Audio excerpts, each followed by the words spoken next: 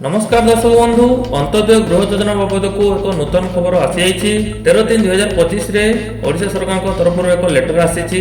Letter रे स्पष्ट भाव लिखा है जे पूर्व एक चिठी माध्यम निर्देश दिया जे अंत्योदय गृह योजना अधीन आसुथिबा योग्य हिताधिकारी को चिन्हट करबा एवं सेमानक नाम रे अंत्योदय गृह योजना रे घर सैंक्शन पई जिला ऑफिस को 12 मार्च 2025 रे प्रस्ताव दाखल करबार देला। सेति पई एबे प्रत्येक पंचायत रु जे सब योग्य हिताधिकारी को चिन्हट कराइछि सेमानक एबे एक फॉर्म माध्यमरे तांकर समस्त विवरणी पूरण करी सेमानकु ब्लॉक कार्यकर्तांक द्वारा तदंत हबो एवं क्रॉस जांच करी सेमानक नाम रे विभाग को प्रस्ताव दाखल करा जिवो। जदि आपण एही योजना रे आवेदन करबाक चाहछंती तेबे आपण निज पंचायत रु आवेदन फॉर्म आनी परिबे अथवा आवेदन फॉर्म आरएफ पोर्टल मध्ये उपलब्ध जहा को आवेदनकारी माने डाउनलोड एवं व्यवहार करि परिबे। पूर्व वीडियो रे मु आपण कहित्री जे मार्च 22 रे अंत्योदय गृह योजना रे योग्य हिताधिकारी को प्रथम किस्ती प्रदान करा जिवो।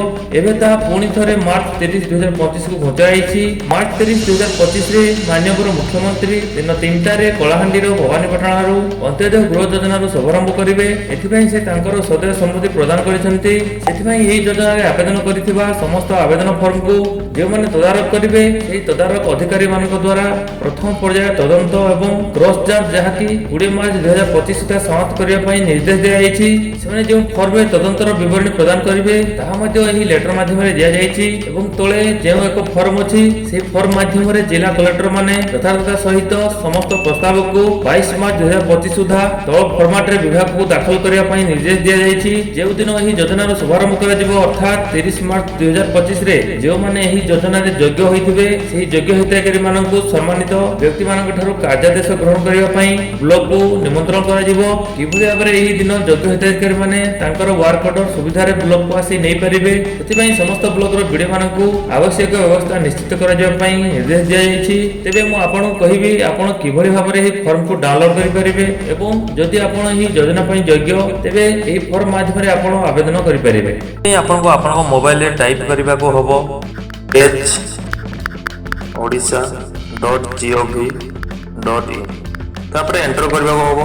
एंटर कर सारा पर आप आरएच ओडिशा साइट को पळे आसबे टिके तल को स्क्रॉल करेंगे। तल को स्क्रॉल कला पर देखिए एठारे अछि अंत्योदय गृह योजना आपन सेठारे क्लिक करेंगे। तापर एठारे देखंतु ओडिया रे अछि आवेदन पत्र तापर एप्लीकेशन फॉर्म अछि तापर एठारे ओटे ऑप्शन अछि डाउनलोड। आपन कोन करेंगे एठारे जो आवेदन पत्र एप्लीकेशन फॉर्म होता सीधारे जो डाउनलोड ऑप्शन टी अछि से डाउनलोड ऑप्शन को क्लिक करेंगे।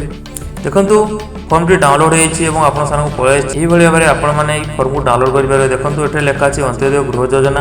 जदि आपन हम टेलीग्राम चैनल रो डाउनलोड करा को चाहछन्ती तेबे सेठा मु एबे सेही फॉर्म को देई देछि सेठा मध्ये आपन डाउनलोड करि परिबे। चैनल भीतर गला पर तळे देखंतु अछि एठारे अंत्योदय गृह योजना एप्लीकेशन फॉर्म एठा जेते आपन क्लिक करिवे क्लिक कला पर देखंतु फॉर्म टी देखा जिवो। तापर राइट टॉप कॉर्नर देखंतु तीनटी डॉट अछि तीनटी डॉट ऊपर क्लिक कला पर एठा डाउनलोड ऑप्शन आसीबो। डाउनलोड ऑप्शन क्लिक करी आपन ई फॉर्म को डाउनलोड करि परिबे। एही योजना बाबत को मु हम वेबसाइट www.onlineabedan.in रे किछि विवरणी देछि एवं आपण चाहिले ए फॉर्म को हम वेबसाइट मध्ये डाउनलोड करि परिबे। तो दर्शक बंधु एही थिला अंत्योदय योजना बाबत को किछि नूतन खबर। यदि वीडियो टी भल लागिथे तेबे वीडियो को लाइक सहित चैनल को सब्सक्राइब करबा को जमार भूलिबे नहीं। रहूछि नमस्कार।